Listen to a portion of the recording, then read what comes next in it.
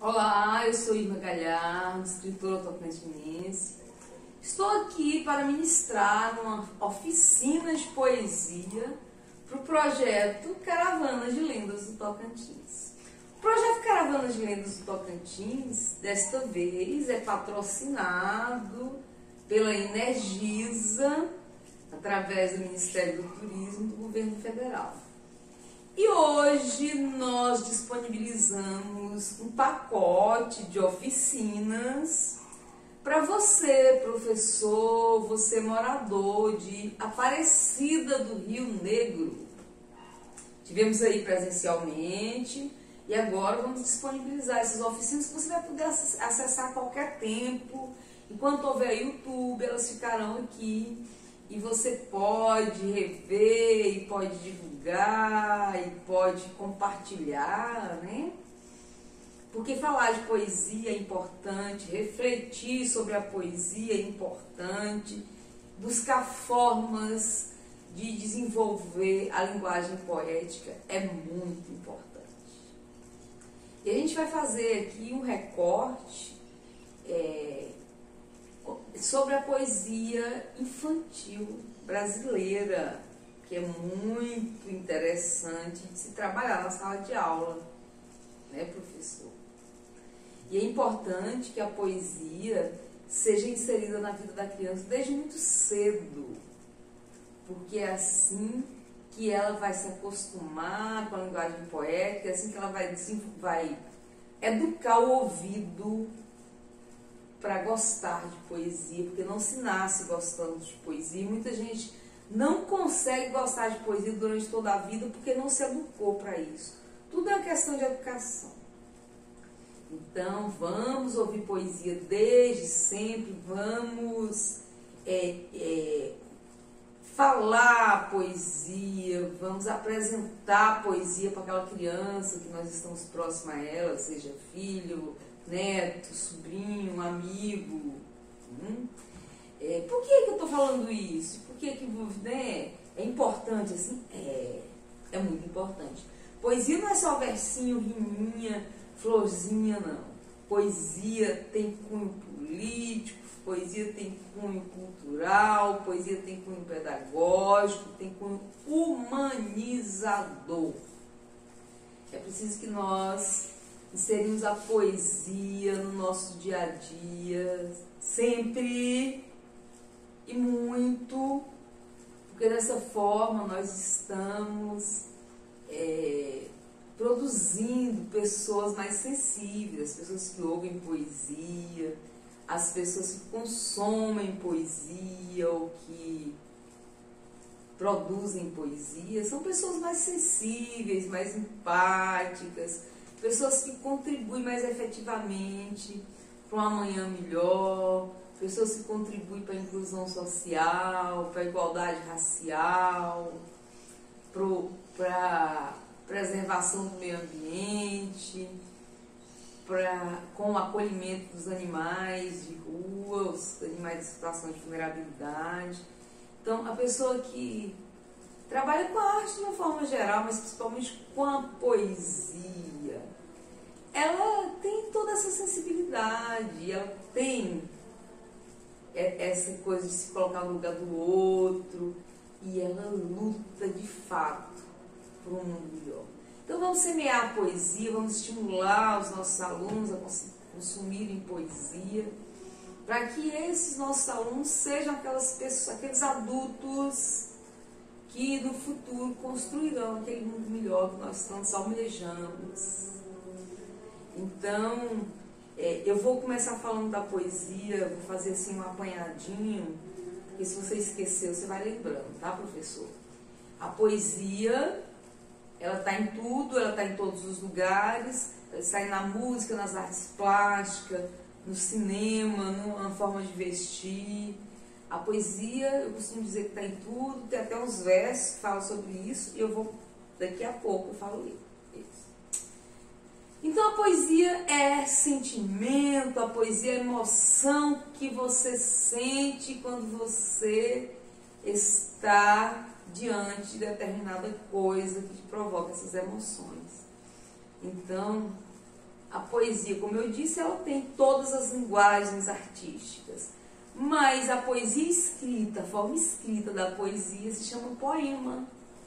E é sobre o poema especificamente que nós vamos nos deter aqui, nesse momento, que não é uma live, é um vídeo oficina, porque a gente compreende que você, professor, está aí sobrecarregado nesse final de ano, quase pós-pandemia, aliás. Então foi muita coisa acumulada que está tendo que ser digerida agora. Então nós sabemos que seu tempo precioso não está comportando conteúdos extras e, portanto, nós estamos disponibilizando esses vídeos oficina para você acessar quando você puder, tá? Quando você tiver disponibilidade de tempo. Vai ficar aqui, ó, por sua conta.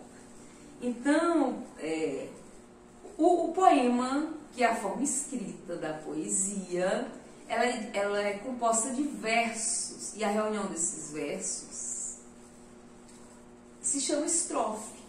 Existe estrofe de 2 versos, que são os dísticos, estrofe de 3 versos, que são os tercetos, estrofe de 4 versos, quarteto, e vai, estrofe de muitos versos. Eu tenho estrofe de 14 versos, e 14 versos, quando você organiza esses 14 versos em 4 estrofes, é exatamente a medida exata do soneto. O que é soneto? Soneto é uma forma fixa do poema.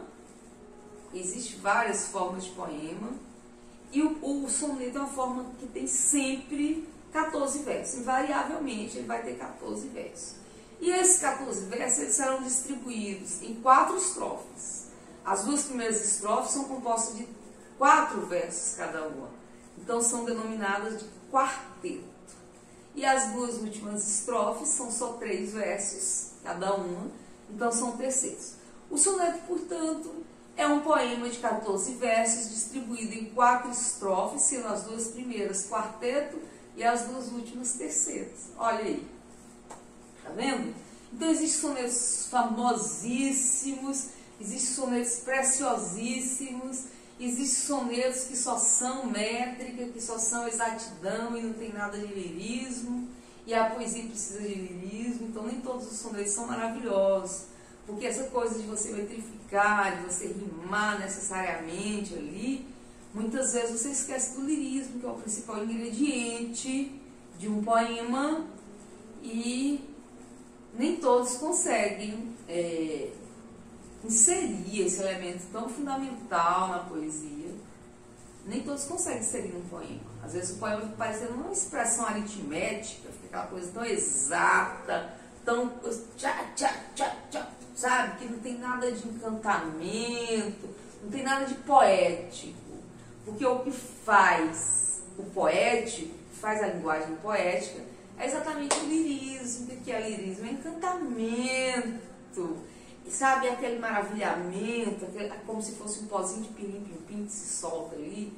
Lirismo é aquela emoção, aquele sentimento especial que te acomete quando você lê um poema que te toca muito. Né? Então, o eu lírico, você já ouviu essa expressão, eu lírico? Eu lírico é exatamente o poeta que há dentro de você, o poeta dos versos. O que é o eu lírico? O que é o lirismo? É a poesia contida nos versos. Uma vez que o eu lírico é o poeta fazedor de versos, é o poeta contido ali, né? Então, contido não, é o poeta que faz. Então,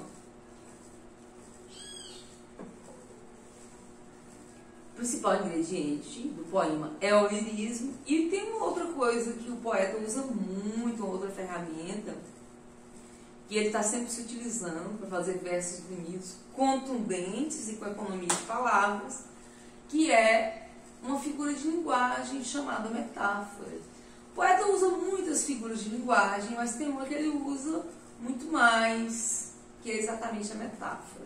Você se lembra o que é poesia, figura de linguagem, professor? Se você não se lembra, vai no Google aí, ó, e recapitula. Se você é professor de português, está aqui vendo esta oficina, professor, intensifique o ensinamento das figuras de linguagem. Porque muita coisa dessa gramática que a gente estuda, a gente não vai utilizar nunca na vida, né, professor? Você sabe disso. Mas figuras de linguagem a gente utiliza diariamente. A gente está sempre se referindo a uma ou outra figura de linguagem. Quais as mais populares?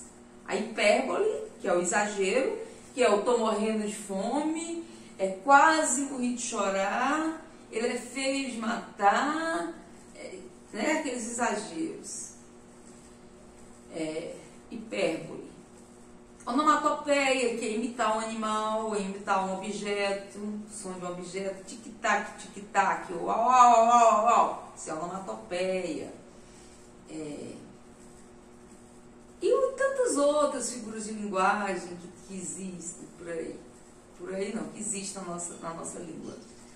Mas tem uma que é exatamente a metáfora, que é a que a gente mais utiliza no fazer poético. O que é metáfora? Metáfora é comparação.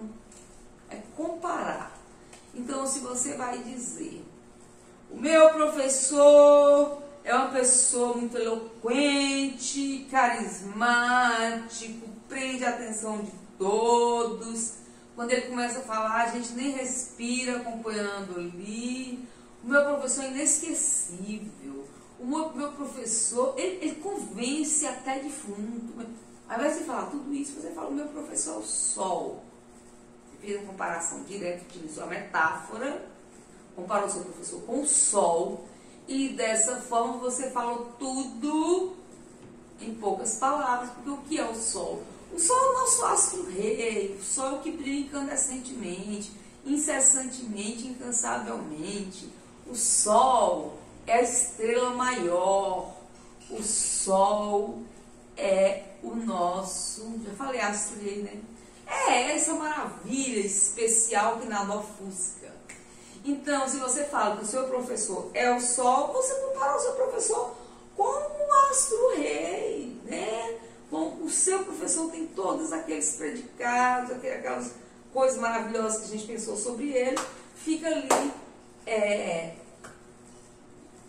resumida na palavra sol, porque o sol é esse astro-rei, é esse ser que ilumina, né, mais que todos. Então, a metáfora, use, precisa, faça muitos poemas com metáforas belíssimas, ao invés de você... Por que eu estou falando isso? Porque a poesia, o poema especificamente, tem uma linguagem versificada, uma linguagem em forma de verso. E esse verso ele não pode ser muito grande, senão ele vira prosa. Então, para ele ser um verso pequeno ali, chique, econômico, com economia de palavras, você escolhe cuidadosamente qual a palavra que você quer colocar. Não é qualquer palavra, senão seu poema vai ficar feio, seu poema não vai surtir o efeito que você quer. Então, você escolhe cuidadosamente a palavra. E quando é um assunto que você precisa de muitas palavras para falar, você faz uma comparação, você usa a metáfora. Compara diretamente ali que, pá, você vai ver a economia de palavras que você vai ter. Então, por isso que a metáfora é tão importante no fazer poético, porque ela evita que o poeta fique lá escrevendo um monte de coisa para falar um pouquinho de coisa, né? Porque o bom poeta, como eu já disse e repito, é aquele que passa muita emoção com poucas palavras. O bom poeta é aquele que consegue com um verso contar tanto que a gente fica cansado quando termina de ler aquele verso. Existem grandes poetas no nosso país, existiram e existirá. Mas nós vamos falar de alguns que se destacaram, que estão mais presentes no coração das pessoas. Antes de falar especificamente do Brasil, eu quero falar de um poeta português que se chamou Luís Vaz de Camões, você já deve ter ouvido falar. Eu gosto de falar do Camões porque, primeiro, porque ele tem um poema maravilhoso, épico, que é Os Lusíadas, que é um livro de tão grande que é, e é uma obra de arte, é uma coisa assim encantadora. E segundo, porque ele foi um grande sonetista, ele produziu muitos sonetos. E esses sonetos apesar de produzidos há quase 500 anos, né, porque o Camões viveu há 5 séculos, o Camões,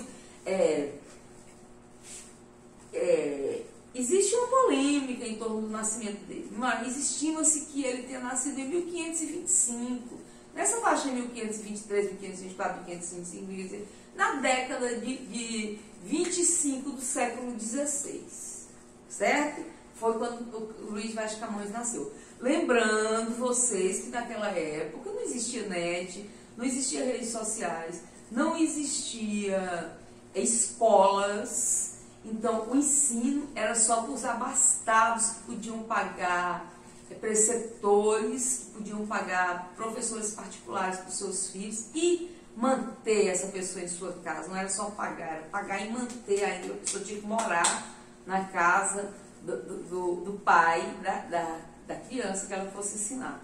Então, não era qualquer pessoa que tinha condição de receber mais alguém em sua casa e ainda pagando salário. Portanto, o ensino era para poucos. O estudo, o ensino regular, essa coisa de aprender a alfabetização, as palavras, de depois aprender as variadas disciplinas que se ensinavam naquela época. Então tudo isso era feito por uma pessoa que eles chamavam de predecessor. Mas tinha um outro nomezinho que eu me esqueci, que talvez eu lembre e fale aí, antes de terminar o nosso encontro. Então, essa pessoa, ela era responsável pela educação dessa criança, ela convivia com essa criança para ensinar de tudo, né? Ensinava primeiro as letras, depois os números, e ensinava então a base da gramática, ensinava a tabuada e depois ia, né, sofisticando mais até chegar na filosofia, na literatura. Então, para a pessoa ter esse tipo de estudo, ela tinha que ter dinheiro. O pai dela tinha que ter dinheiro. Então, pouquíssima gente na época conseguia estudar. Inclusive, as próprias filhas de Shakespeare, aquele dramaturgo inglês, o maior de todos os tempos, que eu estou chamando ele aqui, estou trazendo ele à tona, porque eu vou falar dele nos sonetos, que ele foi grandioso em sonetos também. Então, cogita-se que as filhas de Shakespeare nem sequer foram alfabetizadas. Né? Então, o ensino era realmente um elemento de luxo, era para poucos. No entanto, Luiz Vaz de Camões deixou uma obra vasta, maravilhosa, que sobreviveu a todo esse tempo, mesmo não tendo como guardar, mesmo não tendo sido publicado tanto assim, porque as tiragens dos livros na época eram também limitadas, eram tipo 30 exemplares, 50 exemplares. Durante a minha pesquisa no mestrado, eu utilizei o livro número 46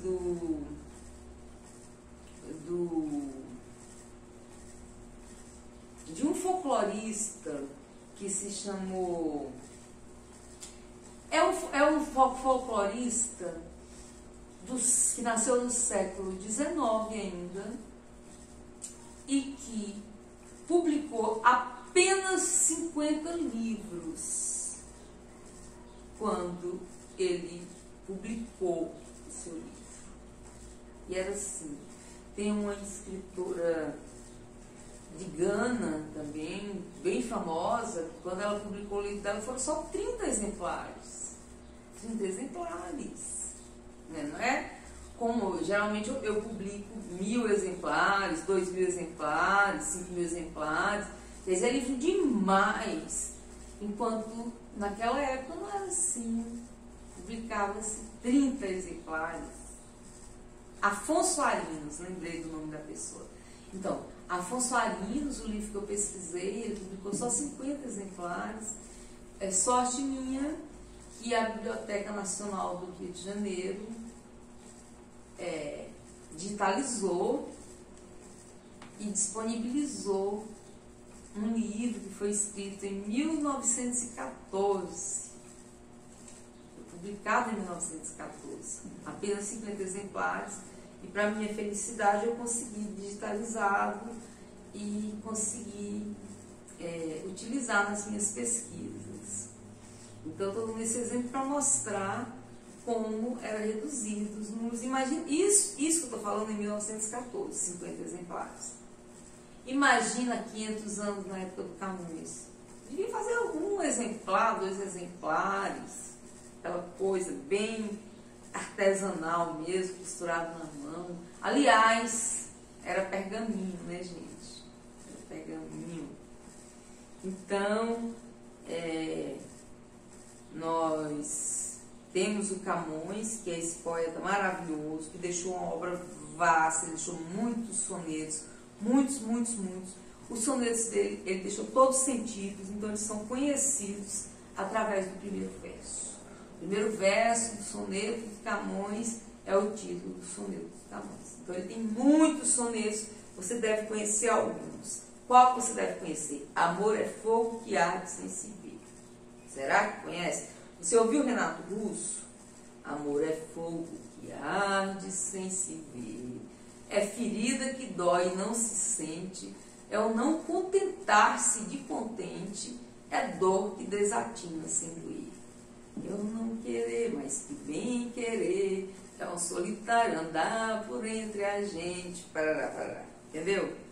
Então, esse soneto que foi escrito há quase 500 anos foi musicado pelo Renato Russo, emocionou gerações, e isso é um exemplo de produto clássico. O que é clássico? Clássico é aquilo que é atemporal, clássico é aquilo que nunca cai de moda, clássico é aquilo que mesmo escrito há 500 anos continua emocionando as pessoas. 1000 anos depois continuará emocionando. Então, Luiz Vaz de Camões escreveu poemas maravilhosos, sonetos clássicos maravilhosos, que conseguiram sobreviver ao tempo, conseguiram sobreviver todas as intempéries, chegou até nós.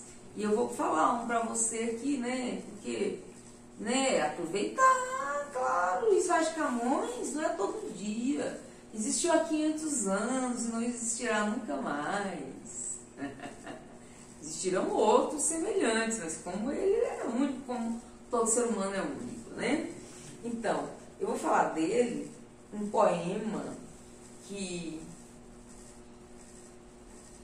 conta a história de Jacó, aquele lá na Bíblia, lembra? Raquel, Jacó.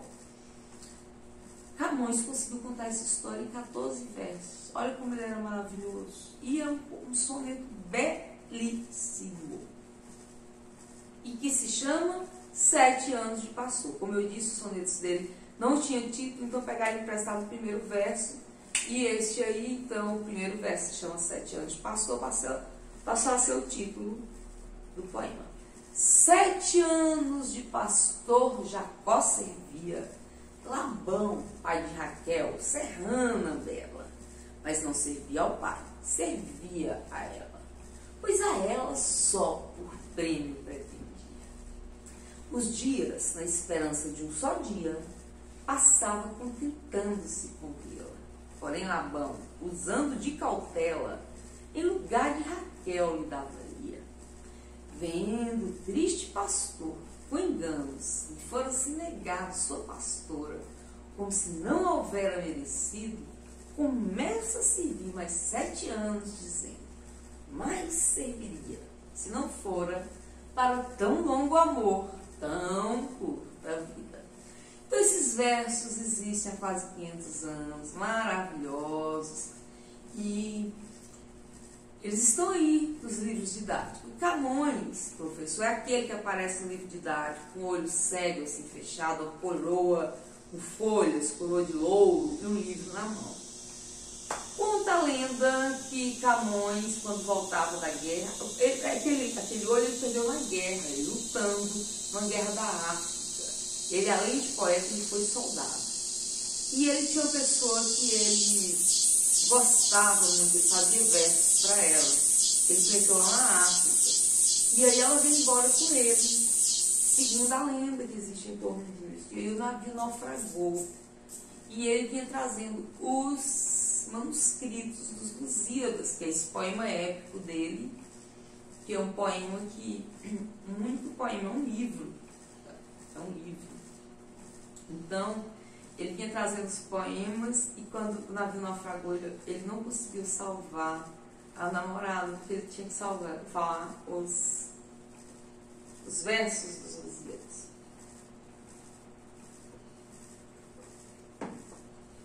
É uma história infame, viu? Mas é uma lenda.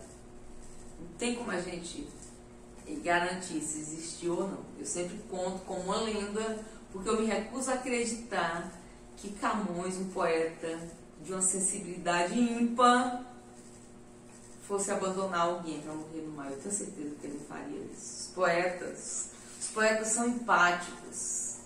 Os poetas se colocam no lugar do outro e não queriam morrer naquela situação. Então, certamente, se ele teve a oportunidade, ele salvou sua amada. Camões, nos Lusíadas, contou a história de Portugal, uma parte da história de Portugal, e contou uma história, fez assim um recorte sobre uma parte da história portuguesa, que é uma história muito triste, uma história dramática, que é da Inês de Castro, você conhece? Então, os Lusíadas têm um canto da Inês de Castro. Pega e lê pelo menos esse canto, professor, porque é lindo. É quando ele conta a história da Inês, aquela que depois de morta foi rainha. A Inês era a governanta dos filhos de Pedro, um rei de Portugal, 200 anos antes do nosso Pedro de Alcântara. Então, a Inês de Castro era a governanta. Quando a mulher do Pedro morreu, foi brotando um sentimento entre a Inês e o Pedro, porque a Inês continuou cuidando dos filhos de Pedro.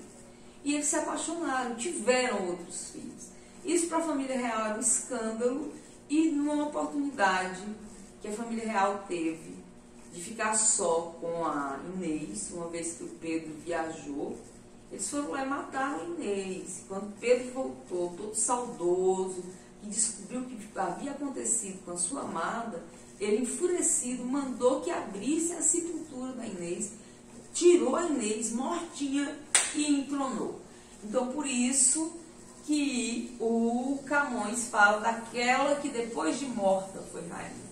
E por isso que existe também aquele ditado que diz assim: agora é tarde, Inês é morta. Então é tarde porque Inês já foi morta, de que ela adianta ser rainha se ela já está morta? Né? Então a gente está sempre usando esse ditado quando algo não dá certo, quando passou da hora, e fala: não adianta, Inês é morta. Ou então, já era, Inês, não é assim? Então virou ditado, agora é tarde, Inês é morta. Um trecho da história de Portugal que é retratada no livro Os Lusíadas. Então leia o Camões, apresente Camões para o seu aluno, faz muito bem. Tem um dos livros da Caravana de Lendas, e você, professor, já está bem aí na sua biblioteca, na biblioteca da sua escola, você pode pegar emprestado e trabalhar os personagens. Tem os PDFs dos livros, você pode fazer um monte de atividades. E tem também uma apostila com sugestão de atividades baseadas no letramento literário, que foi uma das vertentes da minha pesquisa de mestrado. Então, esse livro aqui, que já está aí, O Mãe da Lua, que conta a história de um pássaro em extinção aqui no Tocantins, uma história bonita, em verso. Tem uma hora que o autor, no caso eu, está falando que a mãe da lua, o pássaro, está lá em cima e está chorando. Aí entra Camões, eu resolvi fazer esse resgate, trazer 2 versos de um poeta que viveu há quase 500 anos, porque ele é necessário, porque ele é maravilhoso. E aí eu inseri na história, porque o professor vai ter a chance de utilizar daquele ensino de várias linguagens, que vocês têm um nome especial aí que eu esqueci agora, que é quando o assunto dialoga com várias interdisciplinaridades, né? Então o professor vai poder usar da interdisciplinaridade e aproveitar para inserir o Luiz Vaz de Camões, para falar um pouquinho, para fazer com que a criança saiba da existência desse poeta português, que viveu há quase 500 anos e que continua contribuindo muito para a nossa língua brasileira, continua contribuindo muito para a nossa sensibilidade enquanto seres humanos. Então, o Camões está aqui no Mãe da Lua em 2 versos, quando estou falando que o pássaro... Então, a mãe tristemente do pássaro se transformou, em verso, né? Aí tem uma parte que eu falo assim: bendisse Camões brilhantemente. Aí eu abro aspas. Repousa lá no céu eternamente e vive cá na terra sempre e triste. Esses versos, desculpa gente, esses versos é de um soneto que se chama Alma Minha Gentil Tu Que Partiste. É até uma cacofonia, e alma minha, maminha, né? Alma minha, né? O que é cacofonia, professor? Cacofonia é uma figura de linguagem. Lembra que nesse instante a gente falou em figura de linguagem? Lembra que eu te falei que a gente está sempre trazendo cacofonia para o nosso dia a dia? Que a gente está volta e meia pegando uma figura de linguagem aqui e referenciando? Olha aí, olha o exemplo prático. Eu acabei de trazer a cacofonia para a nossa aula, para a nossa oficina. O que é cacofonia? Cacofonia é quando a junção de 2 palavras dá um som estranho. Então, o alma minha juntos ficou o ma do alma, a terminação, e o minha, então ficou ma minha, alma minha, alma minha, alma minha, né? Então isso se chama cacofonia. Cacofonia é a gente diz que é um vício, né? Um deslize, não é muito bem visto na língua culta. No entanto, Camões, com toda a sua grandiosidade, foi perdoado por esse deslize. E ninguém nem lembra que tem uma cacofonia logo no início do poema, do soneto. Alma minha gentil, tu que partiste. Como é que é esse soneto? Vou falar só a primeira estrofe, tá? Alma minha gentil, tu que partiste, tão cedo desta vida descontente, repousa lá no céu eternamente e viveu cá na terra sempre e triste. Então, Camões, maravilhoso, você vai apresentar. Ainda no soneto, nós tivemos algumas pessoas no Brasil que escreveram sonetos maravilhosos, você pode olhar. Vinícius de Moraes deixou alguns sonetos muito bonitos. A Cecília Meirelles deixou soneto. Os nossos modernistas não gostavam de soneto, porque soneto é uma forma fixa. E o movimento modernista condena formas fixas, porque a arte tem que viver sem amarras, sem rédeas e sem caixinhas. A arte precisa de liberdade para se expandir, para se fazer ouvir, para bradar as suas palavras aí pelo mundo, as suas ações. Então, o movimento modernista, a escola modernista, que aqui no Brasil a escola literária, o modernismo, né? Que na verdade não se limitou à escola literária, o modernismo se deu em várias linguagens artísticas, eu diria todas. É um movimento que surgiu a partir da década de 20 aqui no Brasil, na Europa um pouquinho antes, a partir da década de 20 do século passado, tá? Na Europa um pouquinho antes, e essas pessoas lutavam pelo nacionalismo e pelo fim da forma fixa na arte. Então, a métrica, a rima, são coisas que você não vê mais, só vai ver isso em museu daqui a uns dias. E tem, assim, é claro, tem lá o Camões, tem lá aqueles que rimaram, e alguns que continuam rimando, porque ainda gostam. E aí assim preferem. Não que tenham estudado métrica na escola, porque já não se ensina mais. A minha geração já não aprendeu mais métrica. E eu agradeço muito, porque a métrica não me deixa à vontade para produzir os meus versos, uma vez que os meus versos são livres, indomados como um cavalo selvagem e sem amarras, sem caixinha. Então eles ficam coibidos ali diante de pressão, eles não se revelam diante das caixinhas da vida, das obrigações.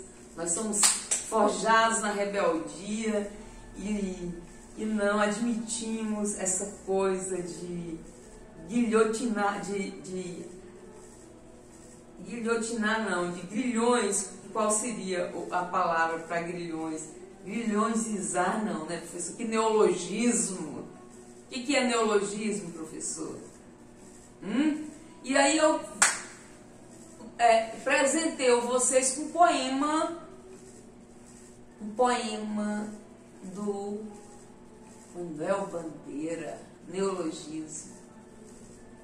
Beijo pouco, falo menos ainda, mas invento palavras que traduzem a mais pura alegria do meu ser.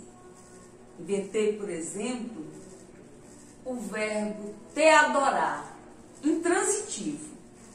Te adoro, Teodora. Então, neologismo é esse poema maravilhoso. O que é neologismo? Inventar palavras. Eu acabei de cometer um neologismo aqui, você viu?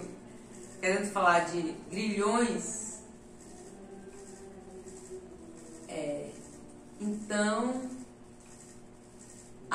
voltando ao que falávamos antes de entrar o neologismo, a arte tem que ter liberdade.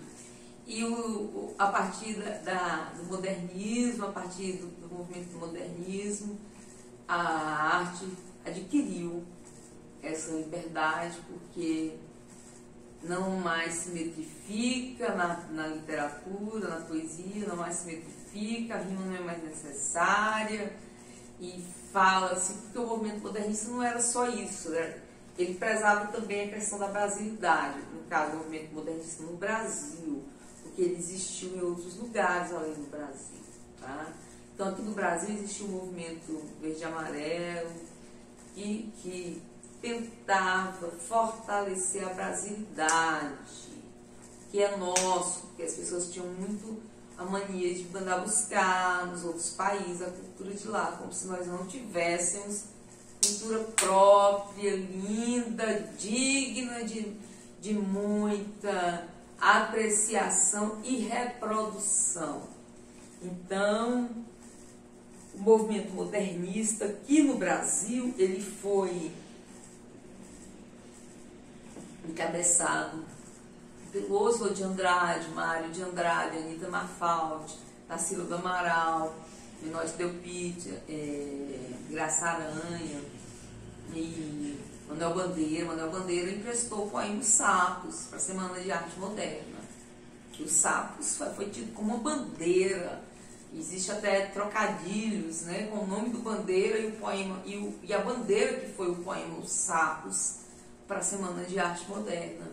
Porque no poema Os Sapos do Manuel Bandeira ele faz uma alusão, ele faz uma crítica social e ele relaciona a sociedade da época, a sociedade brasileira da época, com os sapos, que nada fazem além de coachar, repetir.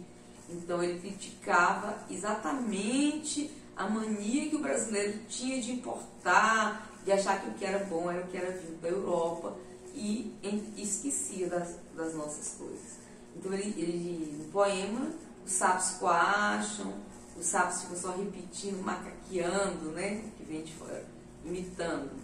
E esse poema, quando lido na Semana de Arte Moderna, foi variado. As pessoas não tinham estrutura ainda para entender o modernismo.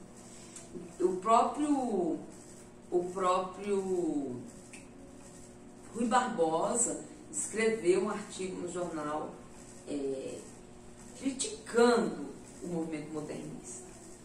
Ainda assim, o movimento sobreviveu, graças, viva, ainda bem, porque dessa forma nós não temos que estar necessariamente rimando e nós não temos que metrificar. Isso é um alívio para o meu coração, é uma liberdade, liberdade abre as asas sobre nós. Então, eu falei, já tá bom aqui, agora eu vou começar a exemplificar para você, professor. Eu vou dar exemplos de poemas infantis que você pode levar para sua sala de aula. A maioria desses poemas eu aprendi no meu livro, segundo ano primário. Então, para você ver a importância da poesia na vida da criança. Se a criança aprender, ela leva para sempre. Olha quantos anos depois eu estou aqui falando desses poemas para vocês de cor. Quer ver, por exemplo?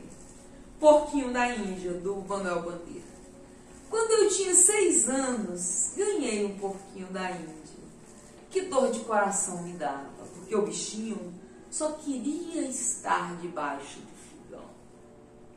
Não fazia caso nenhum da minha ternurinha. Meu porquinho da Índia foi a minha primeira namorada. Eu aprendi esse poema quando eu tinha 6 anos. Inclusive, o que me atraiu, o que me chamou a atenção para o poema foi exatamente o primeiro verso, que é quando eu tinha 6 anos. Porque eu tinha 6 anos na época. Então, foi no meu livro de português, Comunicação e Expressão em Língua Portuguesa, meu livro da Débora Pádua Melo Neves, estava fazendo isso, né? Então, a importância do professor que vai estimular a poesia, que vai estimular a linguagem poética na vida do aluno, da criança, é tão fundamental que essa criança não vai esquecer nunca mais, nem desse conteúdo, dessas poesias, tampouco do professor, que foi o mágico, a fada ou o fado, que fez a ponte, né? Porque tem professores que são inesquecíveis exatamente porque respeita o tempo do aluno, respeita o universo do aluno, respeita esse mundo de ludicidade que o aluno tem e apresenta as coisas através desse olhar. Porque quando a gente está conversando com alguém, fazendo alguma coisa para uma determinada faixa etária, para um determinado grupo social, você tem que se colocar no lugar daquela pessoa, imaginar tudo que aquela pessoa ia gostar daquilo ali, tudo que é bom, tudo que beneficia, e o que aquela pessoa não ia gostar daquilo ali. Porque dessa forma, você faz com segurança, você vai saber como você vai poder agradar essa pessoa, e você vai saber também como você vai poder lidar sem ter que necessariamente repreender, né, assim? Então, falamos um poeminha só do Manuel Bandeira. Veja mais, Manuel Bandeira tem maravilhas, tá? Eu falei só um dele porque eu quero mostrar um pouquinho de cada poeta que eu escolhi aqui, que são os 5 mais representativos da nossa literatura infantil. São os 5 que mais aparecem nos livros didáticos, são os 5 aclamados pela crítica da literatura nacional. Então, estou falando do Carlos Drummond de Andrade, Manuel Bandeira, Mário Quintana, Cecília Meirelles e Vinícius de Moraes. Esses 5 poetas, eles tiveram assim a felicidade de acertar na escolha dos versos quando escreveram para as crianças. Eles de fato conseguiram atingir os corações das crianças com seus versos. Então, o Vinícius de Moraes, você deve conhecer, porque os livros didáticos estão repletos, né, professor de poemas, o Vinícius. Mas o Vinícius é um caso interessante porque ele era um bom vivant, ele, como diplomata, ele vivia viajando pelo mundo e a profissão dele o colocava em situações de boemia mesmo, ele estava sempre em jantares, bebendo muito. Então ele tinha que ter um olhar apenas para faixa etária de adultos. No entanto, ele conseguiu escrever um livro chamado A Arca de Noé, que depois foi musicado por ele, pelo Toquinho, e esse livro é um encanto, os poemas são maravilhosos, as crianças amam, as crianças se sentem atraídas, elas aprendem, elas repetem, os professores adoram falar os poemas do Vinícius, levar os poemas do Vinícius de Moraes para a sala, os livros didáticos estão repletos, vamos lembrar alguns aqui: as borboletas brancas, azuis, amarelas e pretas brincam na luz as belas borboletas. Borboletas brancas são alegres e francas, borboletas azuis são cheias de luz, as amarelinhas são tão bonitinhas, e as pretas então, ó, que escuridão. O que mais, Vinícius de Moraes, que a gente conhece, que está nos livros? A foca. Quer ver a foca ficar feliz? É pôr uma bola no seu nariz. Quer ver a foca bater palminhas? É dar ela uma sardinha. Quer ver a foca fazer uma briga? É espetar ela bem na barriga. Então, tem muitos poemas do Vinícius de Moraes. Aquele que você conhece na música, era uma casa muito engraçada, não tinha teto, não tinha nada. É um poema. Ninguém podia entrar nela não, porque na casa não tinha chão. Ninguém podia dormir na rede, porque na casa não tinha parede. Ninguém podia fazer pipi, porque pinico não tinha ali. Mas era feita com muito esmero. Na Rua dos Bobos, número 0. Então, tá vendo aí um poema que foi musicado, e ele tem tantos outros poemas que foram musicados. Lá vem o pato, pataqui, pataculá, lá vem o pato para ver o que é. Você conhece, não é? Então, fizemos assim um breve apanhadinho aí do Vinícius de Moraes, que tem o apelido carinhoso de O Poetinha.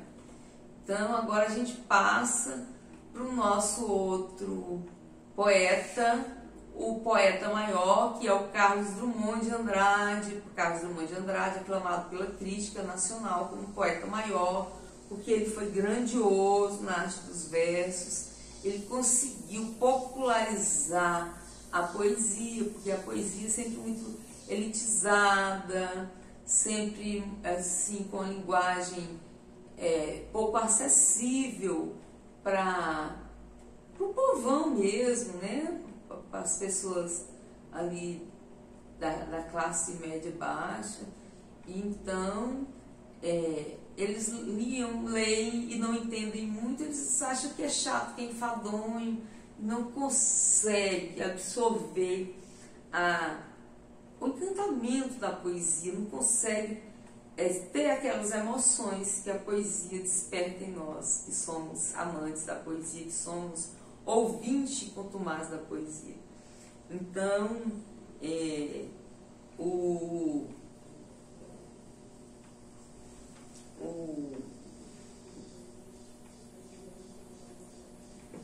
Carlos Drummond de Andrade foi esse poeta que falou do cotidiano. Ele usou temas simples, temas do dia a dia para os seus versos. E falava disso de uma maneira muito lírica, assim, ele conseguia emocionar diferentes gerações, diferentes classes sociais. E ele escrevia crônicas diárias em jornais de referência, e a linguagem dele era uma linguagem muito poética, além dos poemas. Então ele foi se popularizando mesmo, e tem muitas poesias que você pode apresentar para o seu aluno. O meu filho, quando criança, ele fez um canal no YouTube, o nome do canal é Quem Lê Viaja Mais, e ele fez um resgate desses poemas infantis. E é interessante você mostrar para o seu aluno, porque é uma criança falando para outra, falando poesia, e ele fala com muita graça, ele fala com muito encantamento, você vai adorar e o seu aluno também. Então apresente o canal, vai lá e pega, baixa, leva para sua sala de aula. Tem muitos poemas belíssimos do Carlos Drummond de Andrade, Cecília Meirelles, Maria, todo esse povo que eu estou falando aí. E tem do Carlos Drummond de Andrade lá, que você vai poder conferir, levar para o seu aluno, Quadrilha, que é aquele poeminha que a saúde usou como campanha da AIDS uma vez. Porque Quadrilha, João amava Tereza, que amava Joaquim, que amava Maria, que amava... Você lembra? Procura aí, leva para o seu aluno. E depois é bom que depois que você apresentar o poema, vocês podem refletir coletivamente sobre o tema e fazer releituras. Porque nas releituras que o poeta surge hoje, né? Antigamente eles tinham outros caminhos, outras fontes. Hoje, diante de tanta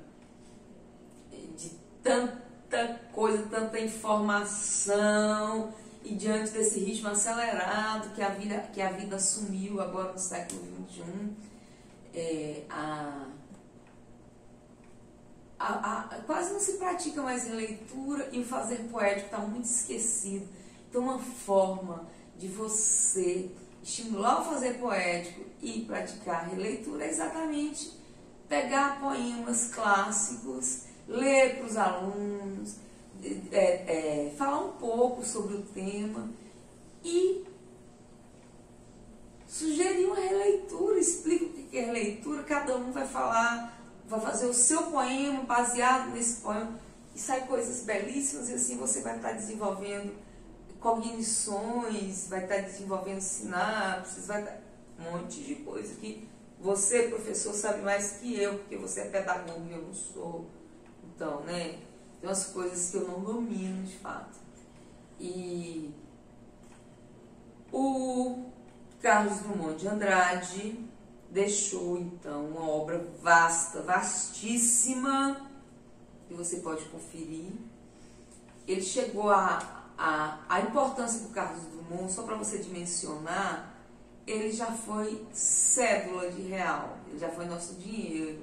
Então, né, é o poeta maior, é o nosso poeta maior, segundo a crítica. Tem muita coisa de Drummond que você vai poder ver, tá? Eu estou passando rapidamente porque eu quero falar um pouquinho mais da Cecília Meirelles. O que a gente fala da Cecília?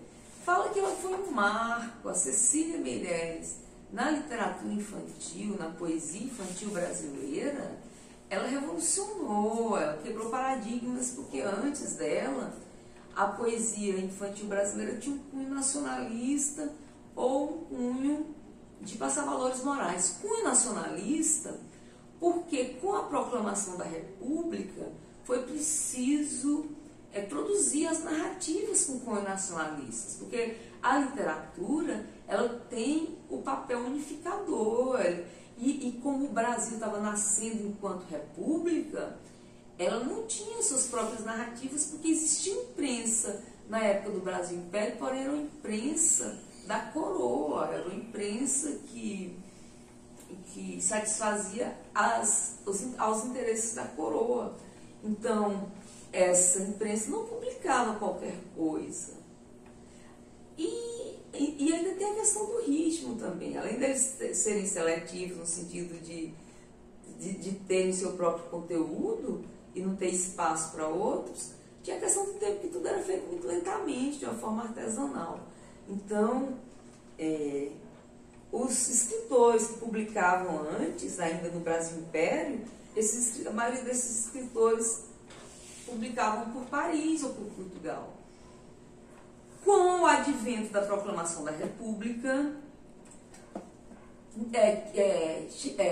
a necessidade das narrativas nacionais, das narrativas que fossem unificar esse novo povo que estava surgindo, esse povo desse novo país que estava surgindo, as narrativas que fossem fazer com que esse povo desse novo país se vissem identificados ali e sentissem orgulho desse país que estava começando. Então, os poemas antes da Cecília Meirelles, os poemas infantis, era aquela coisa de ame seu país, jovem, vamos edificar o nosso país, o nosso Brasil altaneiro, né?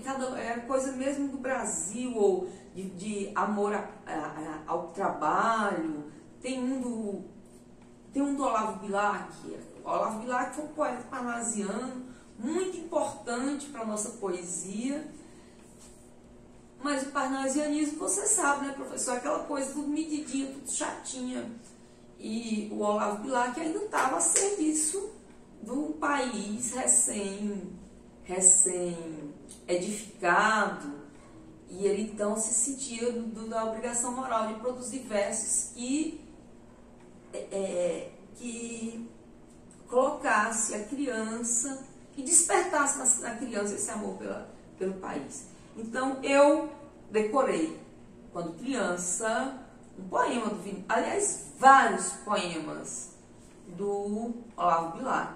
Se você é da minha geração, você também aprendeu muito poema do Olavo Bilac, porque só dava Olavo Bilac na época das datas comemorativas. E tem um que eu me lembro bem, que é o do trabalho, é o Olavo Bilac enaltecendo o trabalho. Tal como a chuva caída fecunda a terra no estio, para fecundar a vida o trabalho se criou. Feliz quem pode orgulhoso dizer, nunca fui preguiçoso, e se hoje sou venturoso, devo ao trabalho que sou. Então, você está vendo aí, é um poema para a criança, mas é um poema querendo fazer da criança um trabalhador, uma pessoa que vai honrar o trabalho, vai se apaixonar pelo trabalho. Então, era assim, antes da Cecília. Ou falava bem do trabalho, ou falava bem... Era alguma virtude que era enaltecida, ou era o país que era enaltecido. Entendeu? Aí Cecília Meirelles chegou com o livro Ou Isto, Aquilo, e desconstruiu tudo isso. Ela falou, não, a poesia só precisa ter compromisso com o ritmo, com a sonoridade, com o cantamento. A poesia por si só, ela já cumpre o seu papel. Então, para de querer colocar coisa no meio da poesia.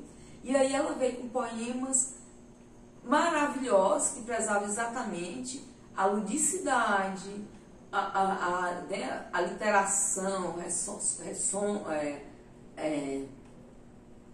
a questão da sonoridade, a questão do ritmo. E alguns poemas dela, vamos lembrar aqui, o primeiro lugar em popularidade, qual é, professor, da Cecília Infantil? Esta menina tão pequenina quer ser bailarina, não conhece o dó nem o ré, mas sabe ficar na ponta do pé. Não conhece o mi nem o fá, desinclina o corpo para cá e para lá. Não conhece o dó nem o ré, já falei, né? Não sabe ficar na ponta do pé. Roda, roda, roda com o bracinho no ar e não se cansa de tanto rodar. Põe na cabeça uma estrela e um véu e diz que caiu do céu. Essa menina tão pequenina quer ser bailarina, mas depois esquece todas as danças e vai dormir como as outras crianças. Esse você conhecia, né, professor? Quem mais a Cecília Meirelles que você conhece? Muita coisa, só não está lembrado. Menino luxento, você quer pudim? Não, mãezinha, tá muito ruim. Menino luxento, você quer salada?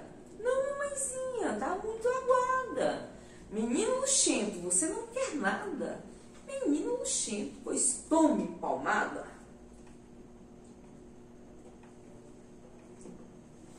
É um fragmento, não está completo. Mais da Cecília, o colar de Carolina. Com seu colar de coral, Carolina corre por entre as colunas da colina. Colar de Carolina colore o colo de cal e torna corada a menina. E o sol, vendo aquela cor, do colar de Carolina, põe coroas de coral nas colunas da colina. Então tem muita coisa da Cecília Meirelles que você pode apresentar. A gente não vai falar tudo aqui porque está no finalzinho já da nossa oficina. Já estamos quase fazendo 1 hora aí e vai ficar muito grande e você não vai querer ver, vai ficar cansativo.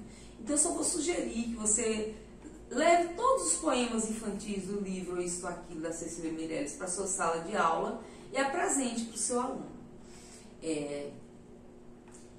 Tem um poema do Vinícius de Moraes, que é A Porta. Eu sou feita de madeira, madeira, matéria morta, e não há coisa no mundo mais viva do que a porta.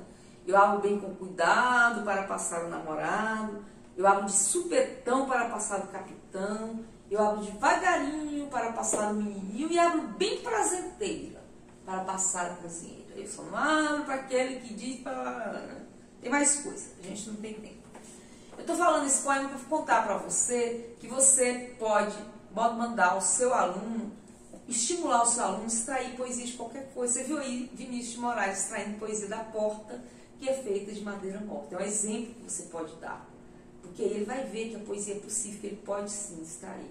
Outro exemplo bem prático que você pode falar: olha, poesia está em tudo mesmo, você só tem que ter sensibilidade para extrair. Outro exemplo é o Carlos Drummond de Andrade com o poema Pedra. Tinha uma pedra no meio do caminho, tinha uma pedra no meio do caminho. Jamais me esquecerei daqueles dias na vida das minhas retinas tão fatigadas. Tinha uma pedra no meio do caminho tinha uma pedra. Então tá aí, olha, ele conseguiu extrair poesia de uma pedra, que é uma coisa que quase ninguém consegue.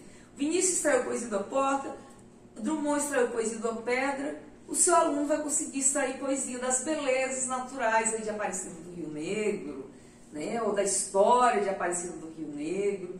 Vamos estimulá-lo nesse sentido. Apresente todos esses poetas que eu falei aqui e apresente mais e coloque-o para produzir poesia, tá? Eu vou dar uma técnica, uma dinâmicazinha, uma dica.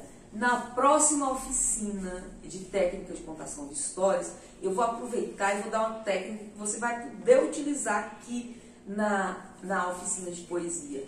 Porque não dá tempo eu falar mais dela, porque a gente já passou de 1 hora. Então, continue conosco, o nosso próprio pacote de oficina para vocês são 5 oficinas. Vejam todas, elas são muito interessantes. Todas elas fazem parte do projeto Caravana de Lendas do Tocantins. Um grande beijo, Aparecida do Rio Negro, e até a próxima. Tchau!